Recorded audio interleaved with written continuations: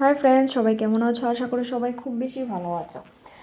ভিডিওটা শেয়ার করছি গত পরশুদিনের রাতের ভিডিও। সন্ধ্যাবেলা রান্না করতে গিয়েছিলাম, তো ভাবলাম কি রান্না করব, যেটা আমাদের কাছে হয়ে থাকে আর কি, যে রান্না করার আগে 10 বার ভাবতে হয় যে কি রান্না করব। তো তাই ভাবলাম যে আজ ডিম দিয়ে একটা কিছু বানানো যাক, কিন্তু একটু অন্যরকম। ডিমটাকে আজ না সিদ্ধ করব, না আগে অমলেট করব, কিছুই করব না, ডাইরেক্ট কড়াইতে ছেড়ে দেবো। এখন তোমরা ভাববে যে ডাইরেক্ট কড়াইতে ছেড়ে দেবো, এটা আবার কী ধরনের রান্না।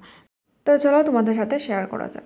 তোমরা আগেই দেখেছো সব কিছু আমি কেটে বেটে মিক্স করে সব কিছু করে রেডি করে রেখে দিয়েছি। এখন শুধু রান্না করব। কিছু না, জাস্ট একটু জিরে ফোড়ন দিয়ে পেঁয়াজগুলোকে ভালোভাবে ভেজে নিয়েছি। তারপর দিয়েছিলাম আমি আদা রসুনের পেস্ট, দিয়েছিলাম একটু ড্রাই ফ্রুটসের পেস্ট, তারপর দিয়েছিলাম টমেটো পেস্ট, আর রোজকারে যা মশলা, নুন, লঙ্কা গুঁড়ো, হলুদ গুঁড়ো, জিরে গুঁড়ো, ধনে গুঁড়ো, সবগুলো মশলা দিয়ে ভালো করে মশলাটাকে কষিয়ে নিয়েছি। দিয়েছি 4টা লঙ্কাও। তারপর ঝোলটাকে আমি 10 মিনিটের 5 মিনিটের মতো একটু ঝোলটাকে জাল করে নেব, কারণ আমি যে ডিমটা ছাড়বো তখন যদি ঝোলটা জাল করতে যাই তাহলে ডিমটা পুরোটা ছড়ে যাবে। তো তাই জন্য ঝোলটাকে 50% ভালো করে আগে জাল করে নিতে হবে, তারপর ডিমটা ছাড়তে হবে। এবার একটা গোল বা একটা, আমার কাছে রাউন্ড কিছু ছিল না তাই আমি হাতাতে আর নিয়েছি, পরে আমি একটা বাটিতেও নিয়ে নিয়েছি, কারণ হাতা থেকে একটু বেশি ছড়ে যাচ্ছিল। তাই একে একে আমি এখানে 5টা ডিম নিয়েছি, 5টা ডিম এখানে ছেড়ে দেবো এভাবে। আর এটাকে এবার আমি কোনো কিছুতে ডিস্টার্ব করবো না, লাড়বো না, এইভাবেই ঢাকা দিয়ে লো ফ্লেমে 5 মিনিট আর একটু বয়েল করতে দিয়ে দেবো। আর দেখতেই পাচ্ছ এগুলো পুরোটা রেডি হয়ে গেছে।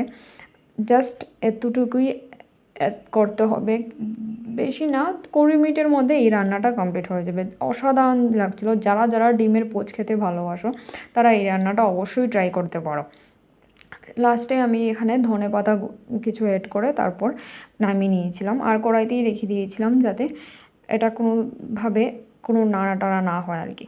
তারপর ভেজে নিয়েছিলাম 2-3টা কুমড়ি। আমার কুমড়িটা খেতে বরাবরই রীতিমতো খুবই ভালো লাগে, তো যার জন্য কয়েকটা পিঠালি দিয়ে কুমড়ি করেছিলাম। আর পিঠালি আমি সবসময় চালের গুঁড়িটাই বেশি ব্যবহার করি, কারণ আমার ময়দাটা এত একটা ভালো লাগে না, আর আটাটা দিয়েও পিঠালিটা ভালো লাগে না, বেসন তো ভালোই লাগে না।